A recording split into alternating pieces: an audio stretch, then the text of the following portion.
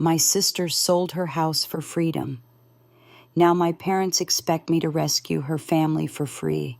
I never thought the house I fought so hard to buy would become the battlefield where my family decided whether I was good enough. My name is Rachel Green. I'm 35, living in the northeast part of Portland, Oregon, just a few blocks from where the map starts to blur into farmland. I'm the head of operations at an agri-tech startup focused on climate-resilient crops. It's not glamorous, but it's honest work, and it pays the mortgage. I bought this house last summer after 12 years of saving, skipping vacations, working until midnight, and saying no more times than I can count. It's a modest 2-story with creaky stairs, mismatched cabinets, and a backyard that's more weeds than lawn. But it's mine. I picked every tile in the kitchen, every lamp fixture, every shelf. There's a small study upstairs that I turned into a workspace and a reading nook that looks out over the street, where I drink coffee every Sunday morning while the rest of the world sleeps in. No one calls my name. No one slams a door. No one fills the air with demands. That silence is not empty. It's earned. Growing up, I never had a room that was truly mine. My sister Tessa and I shared everything: bedroom, closet, even birthdays some years. Our parents meant well, but peace was not something they handed out. They gave discipline, tradition, and a clear map for what life should look like. I was the obedient one. Tessa was the wild card. I studied logistics and operations. She studied photography for 2 years and then left school to find herself. She met Ryan, a man who always had a dream and never a steady paycheck. They bounced around, always in pursuit of something more honest, more real. At first it was charming, then it was chaotic, then it became permanent. 3 years ago, they bought a fixer-upper in Eugene, Oregon, with just enough space for their 2 kids, Ellie and Jonah. They didn't renovate much. Instead, they talked about energy, presence, and not being owned by walls. Last spring, they sold that house, not because they had to, but because they wanted to live on the road and give the kids a taste of freedom. They bought a camper van, pulled the kids out of school, and started documenting every sunset and smoothie bowl on Instagram. I didn't comment. I didn't criticize. I just watched from the corner of the screen, knowing in my gut that this kind of freedom was fragile. 2 months into their journey, the first cracks began to show. I got a text from Tessa that said, "Can I call you later? It's kind of urgent." I was in the middle of a quarterly report but told her yes. She didn't call. The next morning, I saw a story on her page about cold nights and maxed out credit cards. A week later, another one this time. The kids bundled up at a gas station, asleep in the back seat. Still, no call. I assumed they were figuring things out. After all, they had chosen this path. Then one night, while I was rereading notes for a pitch meeting, my phone buzzed. Tessa, voice shaky, quiet sobs in the background. Ryan was trying to get a freelance gig off the ground, but it wasn't paying yet. Airbnbs were draining faster than expected. They'd hoped to be in California by now, but the van had broken down twice, and the kids were coughing. "Just for a few weeks," she said. "Maybe 2 months max. You have that extra room, right?" I turned and looked at the walls I'd painted myself, the bookshelves I built, the chair by the window where I planned to spend the winter reading. I didn't answer right away. I wanted to be the kind of person who says yes, who shows up.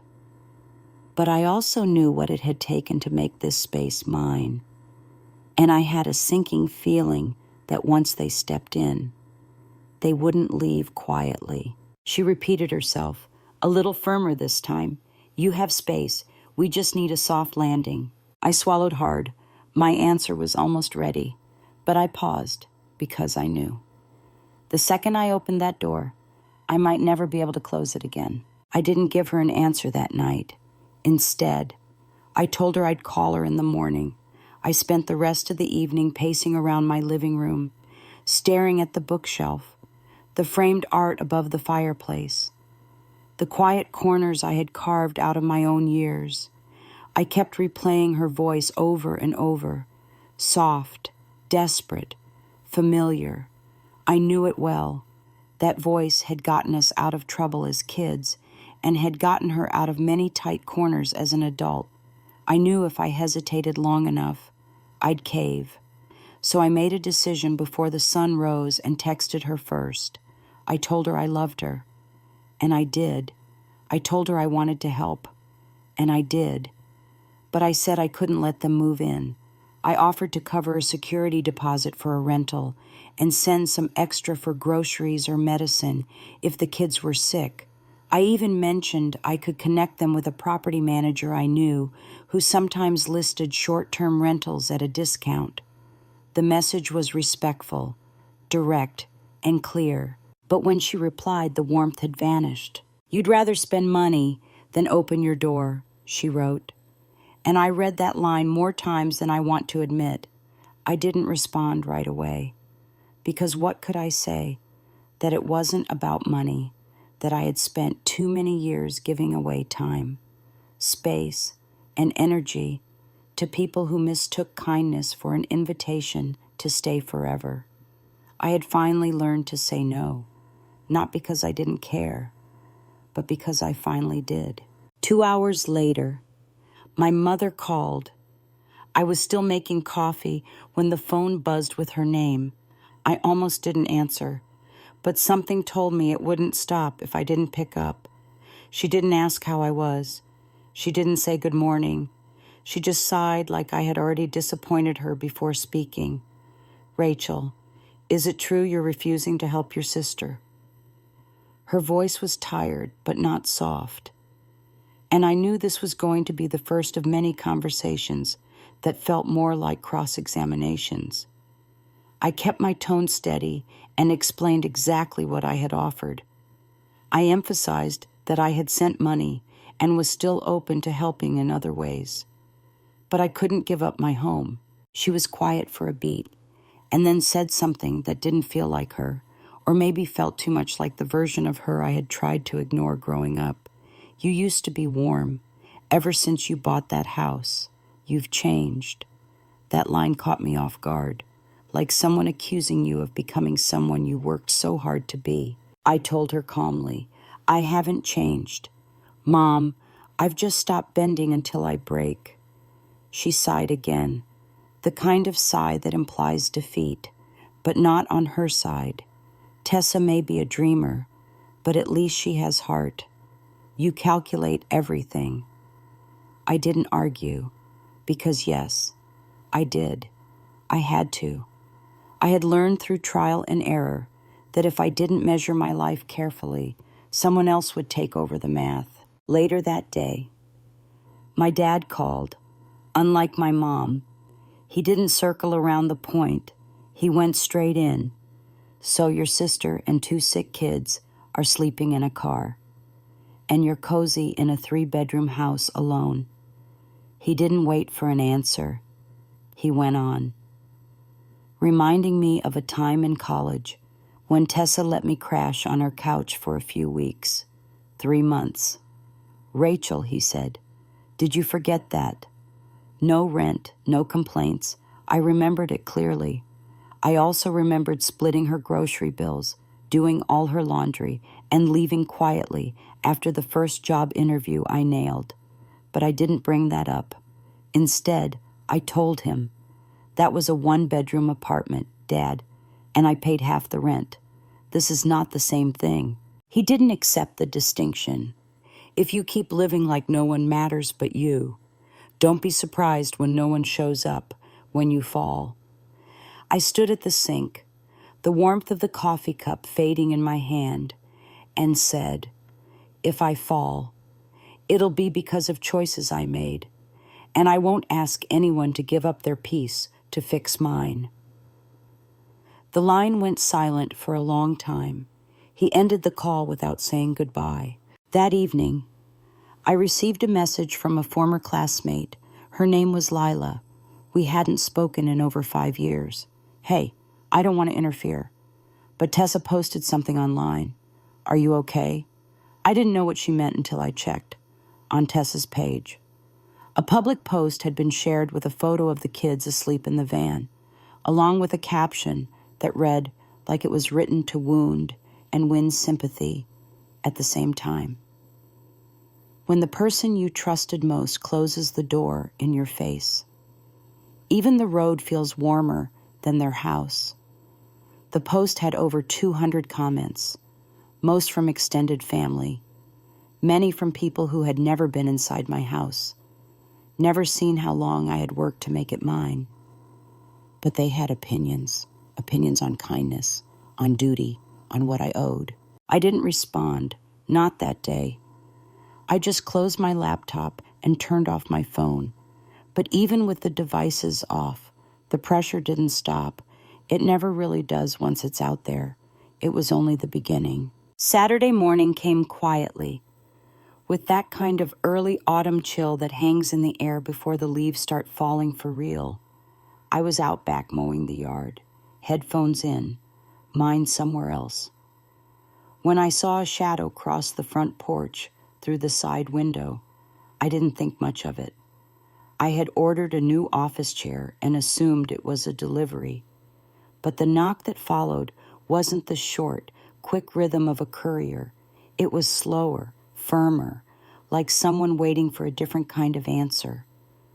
I turned off the mower, wiped my hands on my jeans, and walked around the side of the house. What I saw made my stomach tighten in a way I hadn't felt since high school. Tessa was standing there, calm as if this had all been pre-agreed.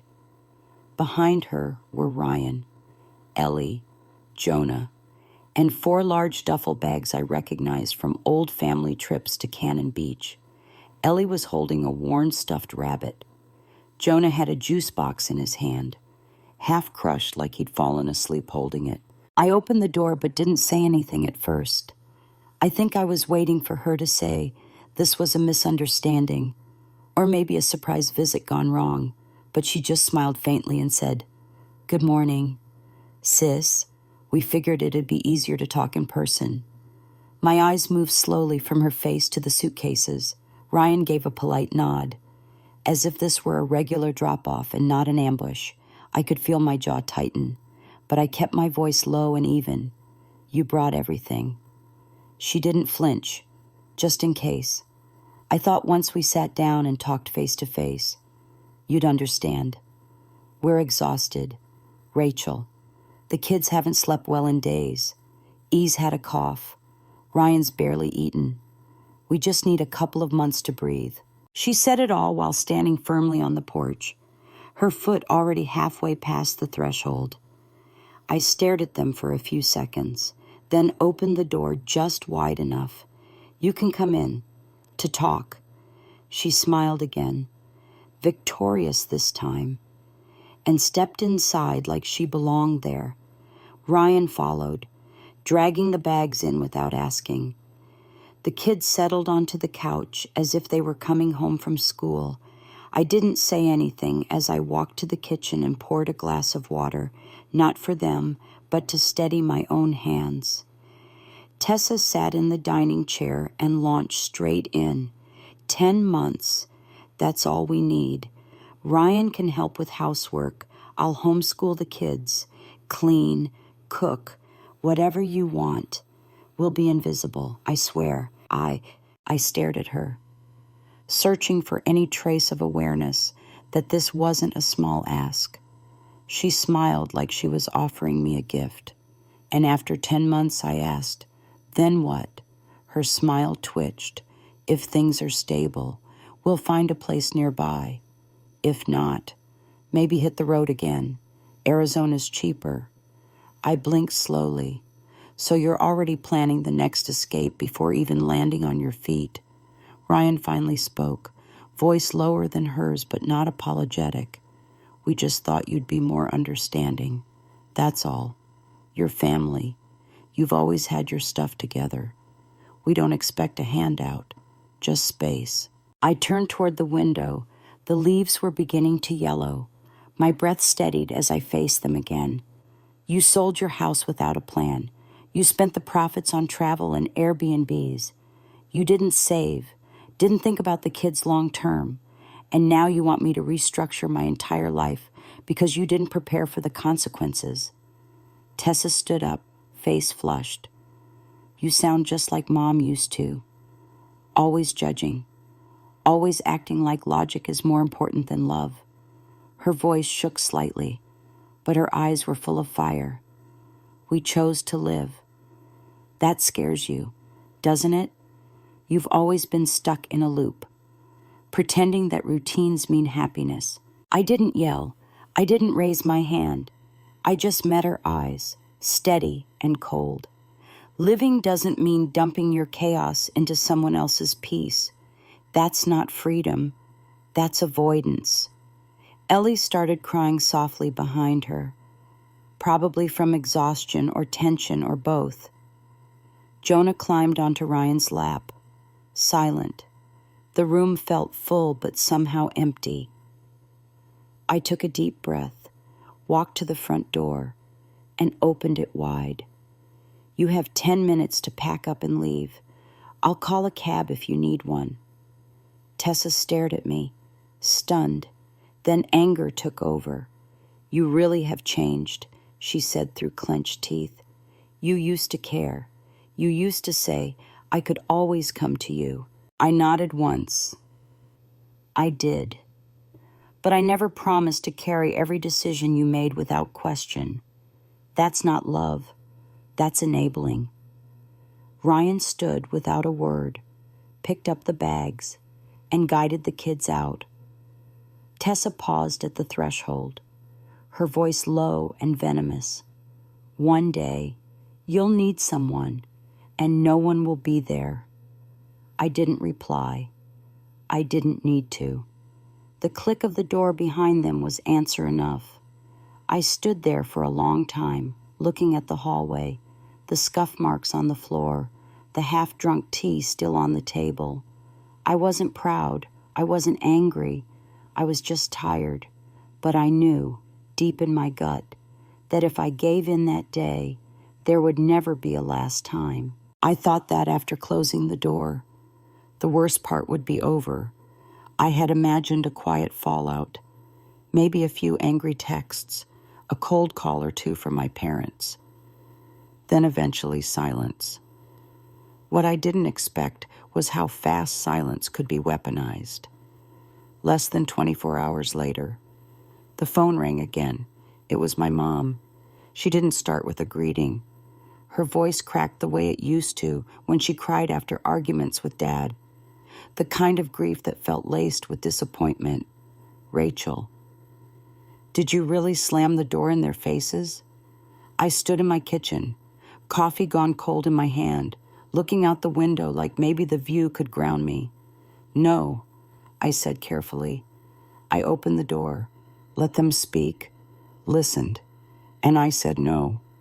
I didn't raise my voice. I didn't insult them. I just said no. But she didn't hear any of that. She heard what she wanted to. Lana said the kids were crying, and you pointed them to the street. She said Ellie was coughing the whole time, and you looked away. I didn't respond immediately, because part of me was still caught on the detail that my mother had said Lana, not Tessa, not your sister.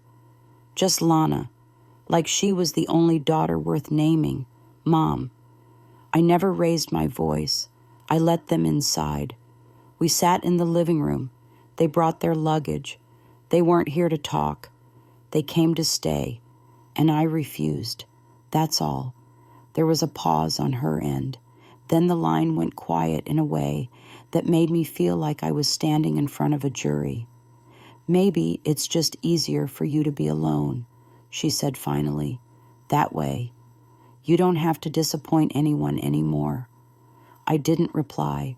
not because I had nothing to say, but because anything I said would only be another layer of misunderstanding. After the call ended, I stood there for a long time, wondering how love could be so one-sided and still be called family. By evening, the circle widened.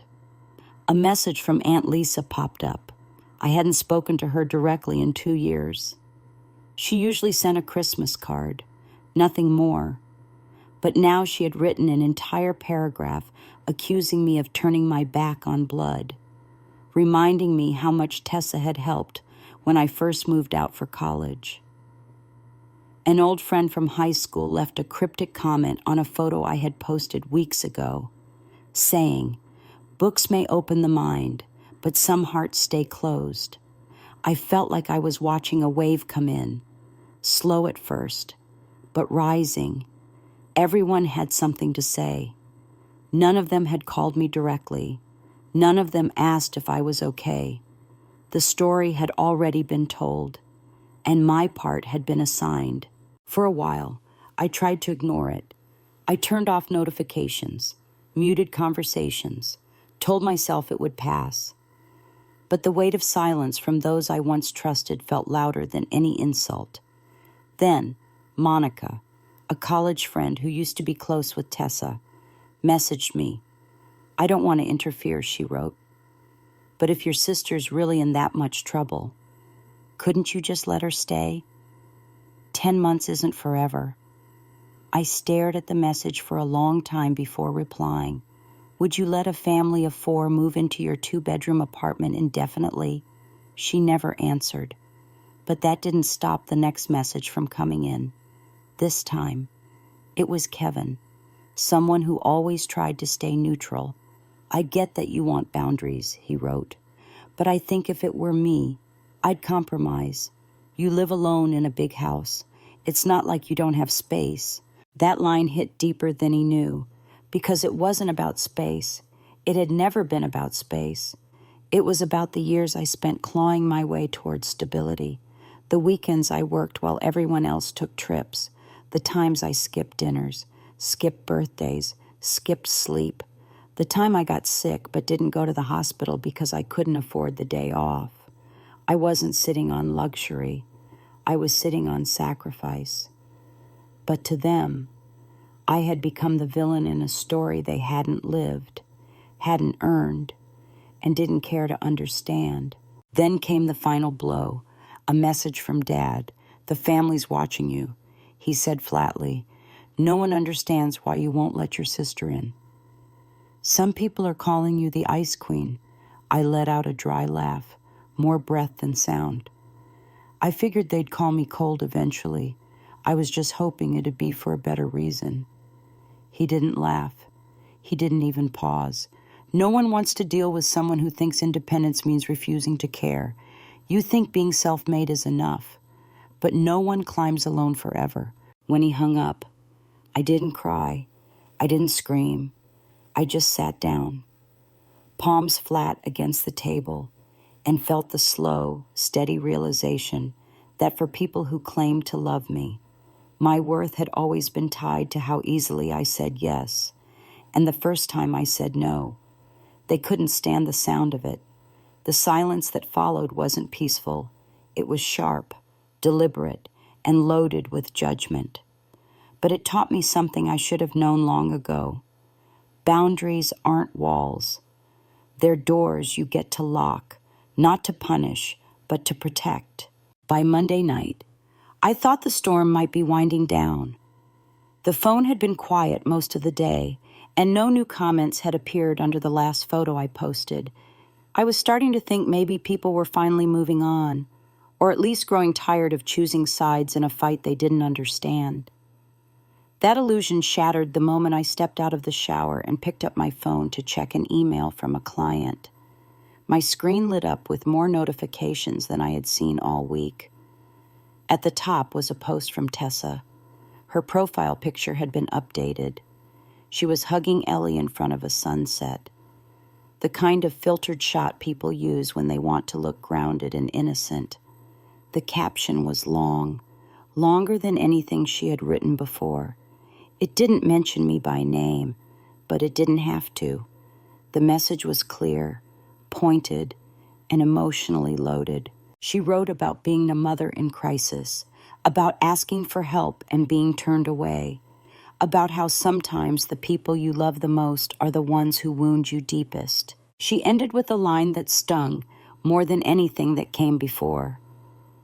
Family is supposed to be a place you can return to, not a place that makes you feel like a burden. Underneath were more than 100 comments, growing by the minute, cousins I hadn't seen since high school, friends of hers I'd never met, neighbors, church acquaintances, even an old teacher who used to follow both of us. The comment that hurt the most came from Uncle James. Can't believe someone with a whole house would say no to her own blood. How do you sleep at night? I sat down on the couch, phone in hand, thumb frozen mid-scroll. It wasn't just the volume of reactions. It was the certainty in their judgment. No one asked what happened. No one wondered if there was another side. They didn't need facts. They had a narrative. And I fit perfectly into the role of the cold-hearted sister. I closed the app and put the phone face down. For the first time in years, I considered deleting all of it, not out of guilt, but because I couldn't stomach watching people rewrite my life using nothing but sentiment and secondhand sorrow.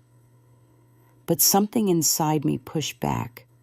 Not anger, not pride, just a quiet refusal to let someone else be the author of my story. I opened my laptop, not to fight, but to clarify.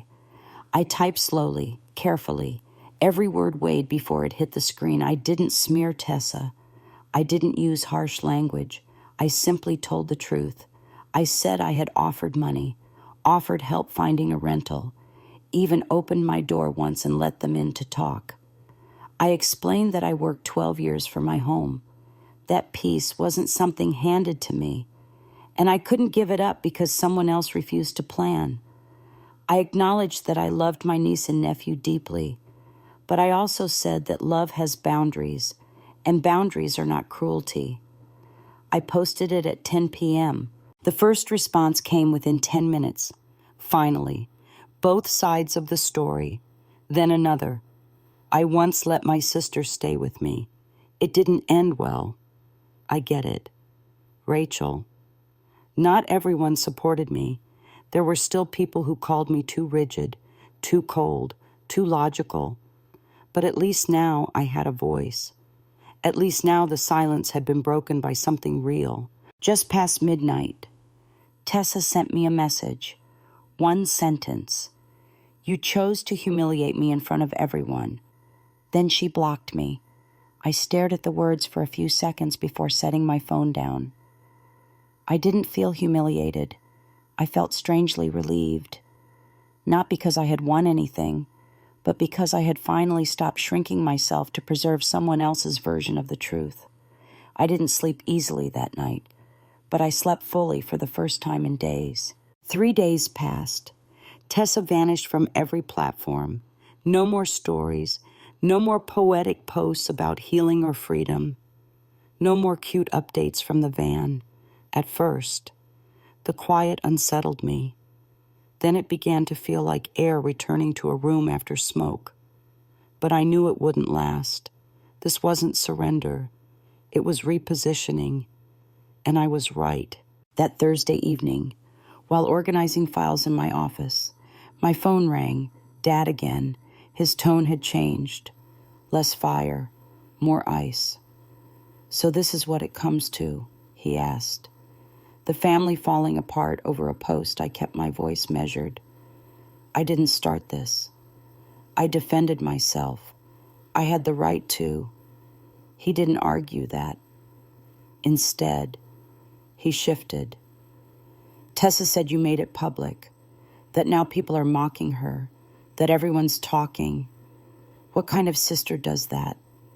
I clenched my jaw. The kind who's been silent too long. The kind who's tired of being told to absorb everyone else's damage and call it love. He exhaled sharply. You should have been the bigger person. You have a house. They don't. Your mother's still crying. I leaned back in my chair, fingers laced in my lap. I didn't tear this family apart. I just finally said no. He paused. Then came the line that chilled me. I hope you won't regret this one day. Rachel, some things, once they're broken, don't get rebuilt. I looked out the window, the sky just beginning to turn indigo. If what I lose is the peace I built with my own hands, then yes, I accept not getting it back. He didn't reply. The call ended without a word, but the silence this time didn't crush me. It clarified everything. The next few days passed like fog. I still went to work, still answered client emails, still watered the plants out front. But nothing felt normal. My house was as it had always been, quiet, clean, filled with small, familiar comforts, but now it carried a weight. Not because anything had changed physically, but because every corner of it reminded me of how easily people could turn something you built with pain and purpose into a symbol of selfishness. Even the sound of the floor creaking as I walked into the kitchen felt different, like I had to justify every step. The silence, once earned and treasured, started to feel like a trial where I was both the accused and the only witness who wasn't being heard. That afternoon, while making tea, an email notification popped up on my screen. It was from Tessa. The subject line read, "You win." The message itself was short, just 3 bitter lines. "You turned the whole family against me. Well done. I hope you enjoy sitting alone in the fortress you built from stone and rules." I stared at those words, not with rage, but with a strange kind of recognition. She didn't see me. She never really had. Not the real me. Not the girl who saved grocery store receipts for tax season before she even hit 30. Not the woman who carried her own boxes into this house one rainy November morning without telling a soul because she didn't want to owe anyone a thank you to her. I was just the one who refused her a soft landing. That evening, I received a follow-up message from someone I hadn't spoken to since college, a mutual friend of ours. It was polite, but laced with quiet judgment. "I just don't understand why you couldn't let her stay. She's your sister. It's not like you have roommates. 10 months isn't a lifetime." I didn't respond, but I kept rereading that sentence. Not a lifetime. As if 10 months of upheaval could be measured by the number of days alone. As if giving up my home, my peace, my structure was no different than loaning someone an extra coat in the rain. It wasn't about space. It was about cost, emotional cost, psychological cost, the kind you never get reimbursed for, the kind you carry even after the guests leave and the house is quiet again. The next morning, I found myself sitting by the window with a cup of tea I hadn't tasted in 10 minutes. I was thinking about a moment from years ago, when I had just started my first job. I had come home with my first paycheck, exhausted but proud, and Tessa had laughed and said, "You look like a 40-year-old in a 22-year-old body." At the time, I smiled. I even laughed. But now, I realized that to her, responsibility had always looked like something tragic, something to be pitied, and maybe that was why she thought my refusal was an act of cruelty, rather than an act of survival. Later that week, Rachel from yoga class ran into me at the grocery store. She used to be close to Tessa in high school, but like many others, they drifted apart when life became real. We exchanged the usual polite small talk, and I could see she was holding something back. Eventually, she just said it. "I read your post. I'm not the type to comment online, but I wanted to tell you I think you did the right thing. A lot of people won't say it, but they're watching, And maybe they're uncomfortable because you did something they've never had the courage to do. Her voice was steady, but her eyes said more. It wasn't pity. It wasn't flattery. It was understanding. For the first time in weeks, I felt seen. That night, I didn't light a candle or journal or play soft music. I just sat on the couch with my tea, stared out the window, and let myself exist without explaining anything to anyone. I wasn't angry anymore, not at Tessa, not at my parents, not even at the people who misunderstood me so loudly. I just felt tired. Not the kind of tired sleep can fix, but the kind that only leaves when you finally stop carrying a weight that was never yours to begin with. It hit me then, gently but clearly, that maybe I had never been the selfish one. Maybe I had just been the only one willing to stop pretending, the only one who didn't mistake chaos for character or love for submission. I thought about Ellie and Jonah and hoped they were somewhere warm, somewhere safe. I hoped they wouldn't grow up thinking that love means absorbing damage without question. I hoped they'd learn to say no when no is the right thing. I didn't regret my choice, but I finally understood its price. Not the price in lost connections or digital shame, but the price of seeing things clearly and knowing that once you do, you can't unsee them. The days that followed felt like the quiet after a long, relentless storm. Not peaceful, not healing, just the stillness that comes when there are no more words left to say. My phone, once buzzing with notifications and unsolicited advice, stayed silent. No new messages from Dad, no check-ins from Mom, no anonymous comments beneath old posts. It was as if everyone had collectively decided I no longer belonged to the idea of family they wanted to believe in. At first, I thought I would feel lonely, but what I felt wasn't loneliness. It was something closer to relief. There was no more defending, no more shrinking, no more wondering if I should have worded things differently to be seen as less cruel, more acceptable. The house, still just mine, began to feel like itself again. I went back to my early morning routine's tea by the window, checking emails before the city woke up, watering the small lavender bushes that somehow clung to life even as the cold crept in. My movement slowed down, my mind cleared. There was a quiet pride in knowing that I had not folded under pressure, not because I was stubborn, but because I had finally learned the difference between love and guilt. I could love my sister and still say no. I could miss my niece and nephew and still not open my door without boundaries. A few relatives unfriended me. Others quietly muted my updates. And I noticed. Of course I did.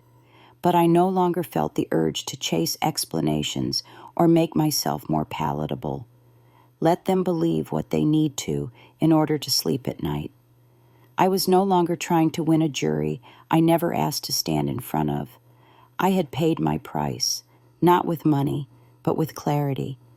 The kind of clarity you don't return from. The kind that doesn't come gently, but leaves you sharper and more rooted than before. I started reading again. Something I had stopped doing when the drama began. I picked up an old book about self-trust. The kind that doesn't require others to agree in order for your decision to be valid. One line stuck with me more than anything else. It said, "Boundaries are the distance at which I can love you and still love myself." I read it 3 times, then wrote it down and pinned it to the board above my desk. That one sentence held more truth than all the calls, all the comments, all the manipulated stories combined. I didn't hate Tessa. I didn't even resent her. She did what she always did, followed a dream without a map, and expected others to catch her when it fell apart.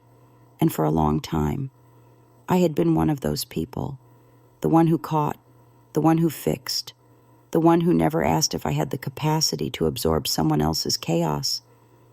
But I wasn't that version of myself anymore. I wasn't building a fortress out of stone and rules. I was building a home that wouldn't collapse every time someone needed to lean on it. Then one afternoon, a text arrived. It was from my father. It wasn't long, just a line that said, "Whenever you're ready, the family's still here. No apology, no acknowledgement, just an open-ended sentence that made it clear nothing had changed.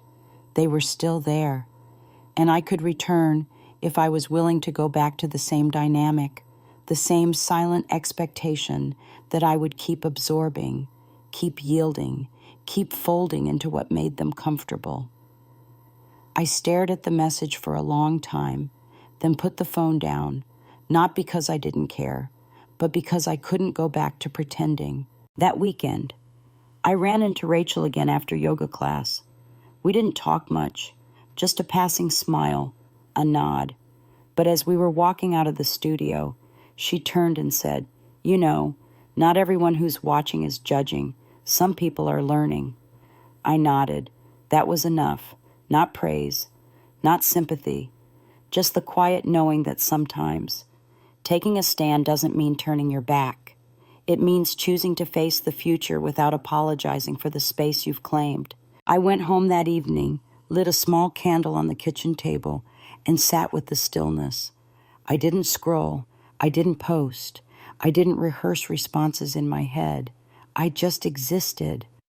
And for the first time in weeks, I felt like I was living in the house I built, not just defending it. I knew things with my family would never go back to how they were. And maybe that was a good thing. Maybe losing the version of them that only loved me when I gave in was exactly what had to happen for me to start loving myself without conditions. A full month had passed since the night Tessa stood on my porch with her bags and her certainty that I'd fold. The mornings had returned to quiet, the calendar to routine, the inbox to mostly work, and a few weekend invitations from people who knew nothing about the drama and didn't ask, and I didn't offer. I stopped replaying conversations in my head, stopped checking social media for comments I didn't need to see. I didn't feel the urge to explain or justify anything anymore. That part of me, the one that used to hope everyone would understand if I just found the right words, had finally grown quiet. Not bitter, just quiet. I was sitting on the back porch one Saturday, watching the wind shift the light over the fence, when it finally occurred to me that I hadn't heard my own voice out loud in over 2 hours. I wasn't lonely. I wasn't waiting for anyone to arrive or call or ask how I was holding up.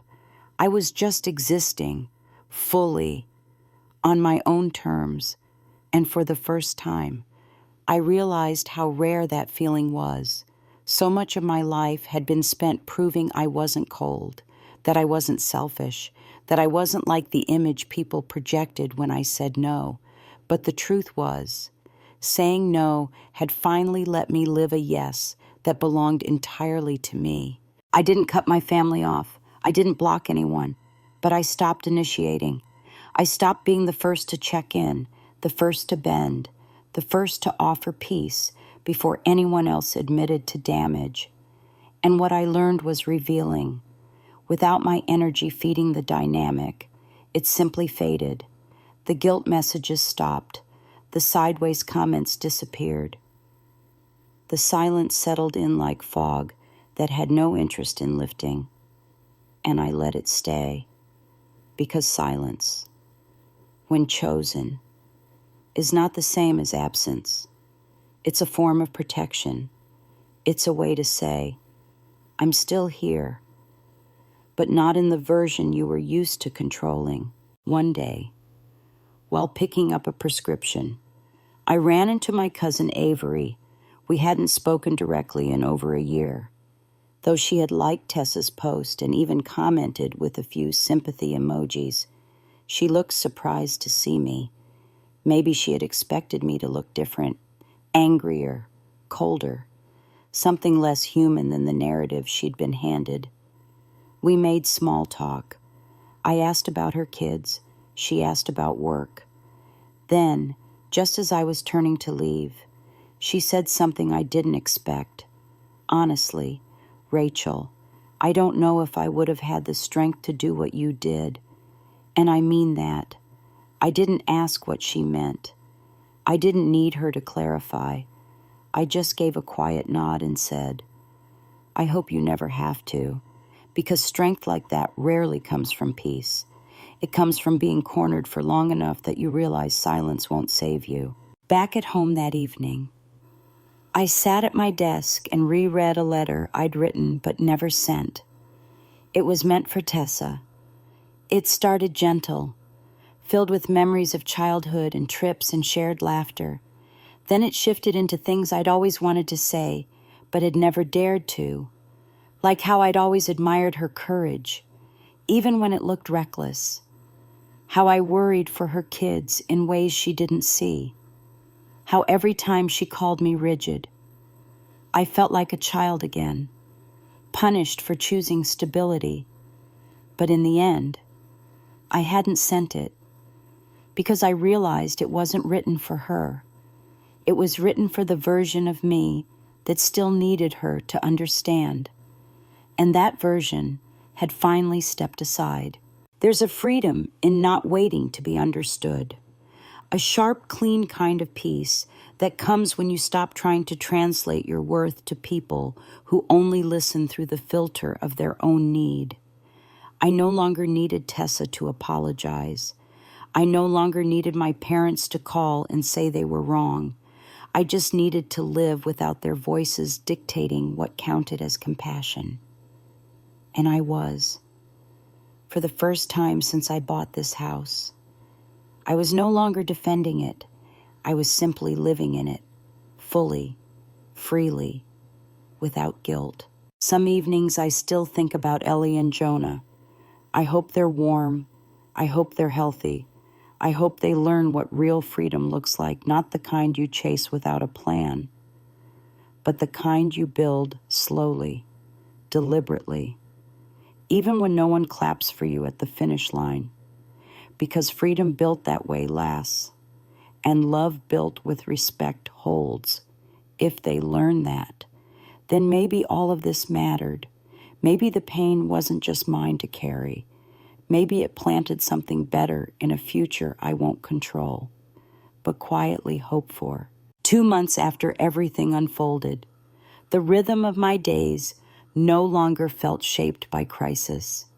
The home had returned to its original silence, not as a void, but as a space I could finally breathe inside without bracing for the next accusation. I went to work, cooked my meals, folded laundry with jazz playing low in the background. Life didn't feel triumphant. It just felt real. And that, more than anything, was the victory. I wasn't waiting for reconciliation. I wasn't rehearsing forgiveness in my head. I was simply continuing. And that felt like a kind of strength no one ever taught me growing up. One evening, while scrolling through local news, I saw a feature on families adapting to the rising cost of living. In the clip, a woman not unlike Tessa described selling her house and taking her children on the road to live fully before they became too conditioned by structure. I watched it, not with judgment, but with a clarity that only distance can give. I understood her longing. I understood the itch to escape the weight of routine, of expectation, of rent and car insurance and grocery lists. But what I couldn't understand anymore was the expectation that someone else should carry the landing when the leap didn't go as planned. I had once been sympathetic to that narrative. Now I simply saw the pieces people refuse to name. Not every boundary is a betrayal, and not every risk makes you brave. A week later, I received a card in the mail, handwritten, cream-colored envelope with no return address. Inside was a folded sheet with only one sentence. "I still think you could have made space." That was all. No signature. No explanation. It could have come from any number of people in the extended family, or from someone watching from the sidelines, still clinging to their version of how the story should have ended. I didn't feel anger reading it, just confirmation that no matter how carefully I drew the line, some would always insist it meant I lacked heart. But the truth was, I had more heart now than I ever did when I said yes out of fear. It just no longer came at the cost of self-abandonment. That Friday, I had coffee with a former coworker who had recently left her job to care for her elderly mother. She had heard whispers about the situation with my sister and said gently, "You know, people think having a home means you have space for everyone, but no one ever asks if you have room left inside yourself." I nodded slowly. That was the part no one saw. It wasn't about square footage. It wasn't about beds or baths or open floor plans. It was about energy, about being the one who's expected to rearrange their entire life so that someone else doesn't have to deal with discomfort, and then being blamed when you say no. I told her what I hadn't said to anyone aloud yet, that I used to think being a good daughter or a good sister meant being available, that it meant absorbing, adjusting, giving without calculation. But now I saw it differently. Being good doesn't mean being endlessly accessible. It means being honest, even when honesty makes other people uncomfortable, even when it means sitting in a house that feels a little colder than you'd like. But at least it still feels like yours. As winter crept in, I noticed that fewer people from the family checked in. Birthday texts didn't come. Group threads fell silent, and I let them. I stopped expecting people to applaud my healing when they were invested in the version of me that stayed quiet and agreeable. I had always thought healing would look like being surrounded by those who finally understood me, but it didn't. It looked like walking into my kitchen alone and not resenting the quiet. It looked like choosing groceries based on what I enjoyed, not what someone else might need. It looked like making decisions that no longer asked permission from inherited guilt. I started writing again, not publicly, just for me. Short reflections, letters I'd never send, a journal that didn't need to be shared. I wrote one line that stayed with me more than any other. I didn't choose to be alone. I chose to stop being needed in ways that erased me. And the more I repeated it to myself, the more it felt like truth, not just for me, but for every woman I'd ever known who carried too much and asked for too little. I still don't know what will happen with Tessa. We haven't spoken since the email. I don't know if she and Ryan ever found steady footing or if the kids went back to school. But I do know that if she called tomorrow, I'd pick up, not to fix, not to host, but to listen. If she was finally ready to speak with honesty. That's the thing about boundaries. They don't end connection. They offer a condition for it to be real. 3 months after it all began, I no longer kept track of who unfriended who, or which cousin commented what, or whether mom had shared another passive-aggressive recipe video with the caption for family dinners that feel like home. I didn't flinch when group chats went silent. I didn't refresh old posts looking for reactions. That version of me, the one who needed to be proven right or redeemed publicly, had stopped showing up. I wasn't trying to win anymore. Not love, not approval, not sympathy. I had stopped trying to be the kind of daughter who was easy to celebrate just because she never asked for anything. The house hadn't changed. The windows still let in that soft western light in the late afternoons. The air still smelled like rosemary and black tea. But something in me had shifted so completely that the space now felt like an honest reflection of who I had become. I didn't decorate to impress anymore. I didn't stage the kitchen for guests who would never say thank you. I didn't apologize to myself for not needing anyone to fill the space. Some nights, I cooked enough food for two just because I wanted to.